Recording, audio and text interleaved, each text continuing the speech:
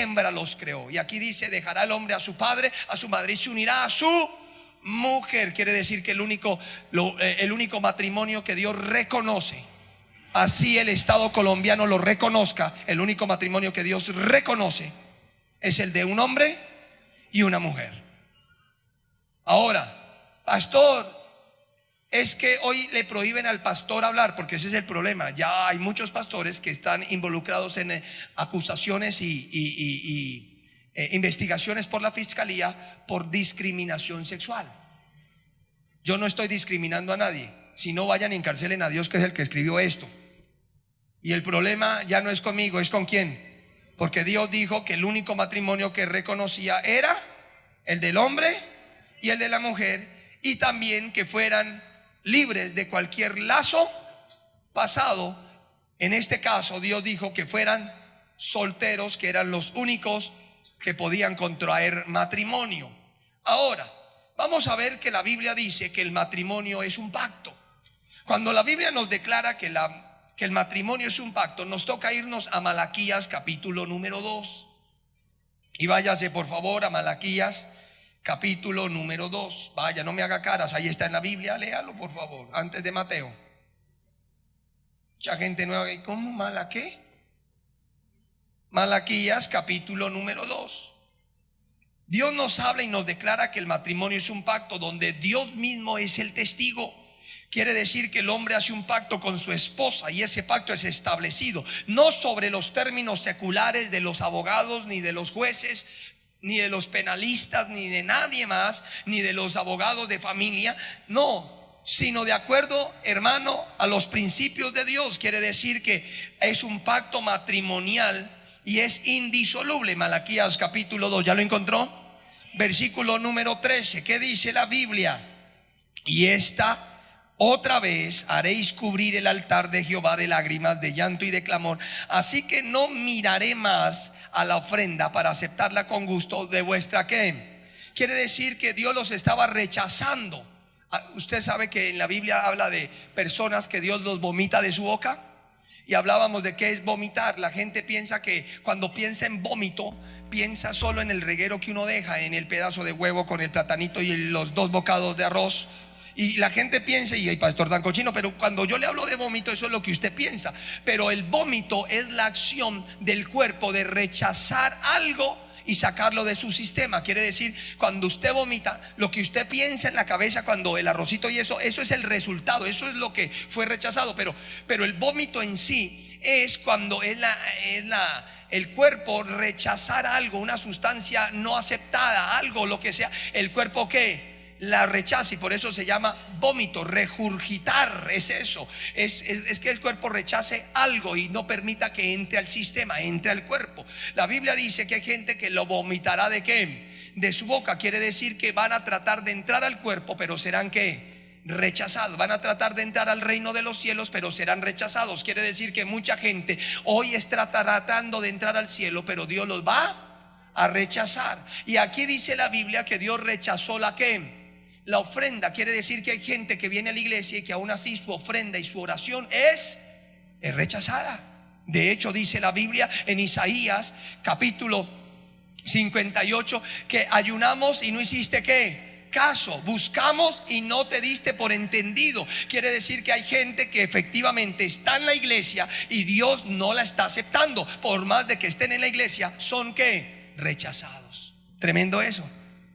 Por eso dice: no todo el que me dice Señor, Señor, entrará al reino de los cielos. Y yo quiero que si usted está en la iglesia no orine fuera del tiesto, sino que lo que haga sea aceptado por Dios y sea bendecido por Dios. Por eso el apóstol Pablo dice: presentémonos a Dios como un sacrificio agradable, aceptable. Porque hay cosas que Dios, aunque usted las haga en la iglesia, no las acepta. Dios no las acepta. Entonces Dios aquí rechazó la ofrenda, rechazó el sacrificio, los rechazó a ellos. ¿Pero por qué? Y dice la Biblia: mas diréis, ¿por qué? Porque Jehová ha atestiguado entre ¿quién? Entre ti y la mujer de ¿quién? Contra la cual has sido desleal, siendo ella tu compañera, la mujer de tu pacto. Mire lo que dice: la mujer de tu pacto. Ellos le fueron leales. La palabra desleal es no cumplir lo que se prometió. Quiere decir que un día se casaron, se prometieron amor eterno y estos personajes no estaban no estaban cumpliendo lo que un día se pregunta, ¿cuántos se han casado acá? ¿Y cuántos se casaron por la notaría, por donde sea, la iglesia católica, la mormona, la adventista, la que sea? Todos dicen una cosa: hasta que la muerte. Quiere decir que si usted se divorcia y se recasa, usted está siendo desleal porque no está cumpliendo lo que prometió. Interesante esto. Entonces ellos no estaban cumpliendo lo que había prometido. Ahí es donde Dios les habla y les dice: ustedes, yo soy testigo de que ustedes. Quiere decir que ¿quién está en medio de un matrimonio? ¿Quién está siendo el mayor testigo? Y dice: yo he atestiguado contra ustedes. Como quien dice: yo sí me acuerdo, a ustedes se le olvidó, porque a uno se le olvida. Mi amor, voy a cruzar los 7 mares por ti, yo te voy a proveer, yo te voy a esto. Y después de 3 años se le olvidó toda esa cháchara que dijo. Pero Dios sí no. Dios dice: no, Señor, yo fui testigo de lo que usted dijo, y déjeme decirle que usted no está cumpliendo. Por eso yo lo rechazo. Por eso no la ofrenda no es aceptada. ¿Delante de quién? Quiere decir que el hombre traicionó ¿a quién? A Dios, siendo desleal ¿con quién? ¿Con quién? Claro, ahí es donde en Primera de Timoteo capítulo 3 nos dice algo. ¿Ya lo tienen? Bueno, dice requisitos de ¿qué? De los obispos. Bueno, obispo se llama un anciano que quiere tener un puesto de liderazgo en la iglesia. Los obispos y los presbíteros eran gente de prominencia en la iglesia, gente líder en la casa del Señor. Bueno, entonces viene el apóstol Pablo y le dice a Timoteo, le dice: bueno, Señor, le voy a colocar el orden a la iglesia. Vamos a los que quieran anhelar el obispado, buena obra que desean. Dice acá, palabra fiel: si alguno anhela obispado, buena obra desea. Pero, diga conmigo, pero es necesario que el obispo sea irreprensible. ¿Qué más? Marido de una sola bueno, quedémonos ahí, marido de una sola mujer. ¿Qué significa esto, pastor, de ser marido de una sola mujer? 2 cosas significa. En la iglesia del apóstol Pablo de Timoteo en el 74 había mucha gente que se había recasado cuando no tenían a Cristo, porque eso en una vida sin Cristo es normal.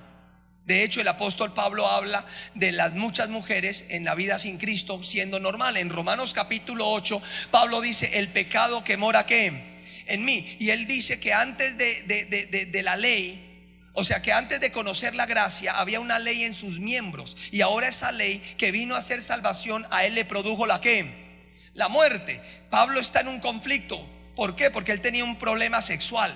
Pablo tenía un problema sexual. Él de impío era muy pipiflojo, era muy perro.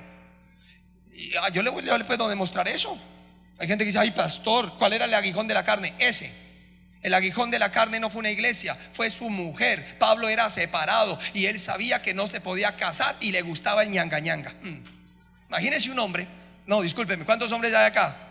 ¿Cuántos son de yeso o de palo? Ya se les murió el pájaro. Mientras usted lo tenga vivo, usted sabe que usted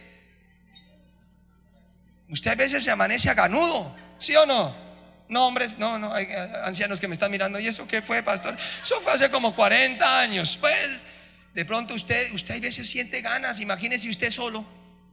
Es muy duro. Imagínese un hombre que esté acostumbrado a las mujeres como Pablo, porque Pablo habla y dice que antes para él no era cosa mala el hacer esto, pero que cuando vino a Cristo, esa ley que antes no era mala vino a producir ¿qué? La muerte. Quiere decir que él entró en un conflicto, porque en el mundo para él no era malo, pero cuando vino a Cristo, Dios le dice que sí es que, y dice: miserable, porque él estaba en un conflicto. Eso le pasa con la gente. Usted antes no era malo hacer ciertas cosas en el mundo, poner que el arbolito, que el niño Jesús, que el pesebre, y viene a Cristo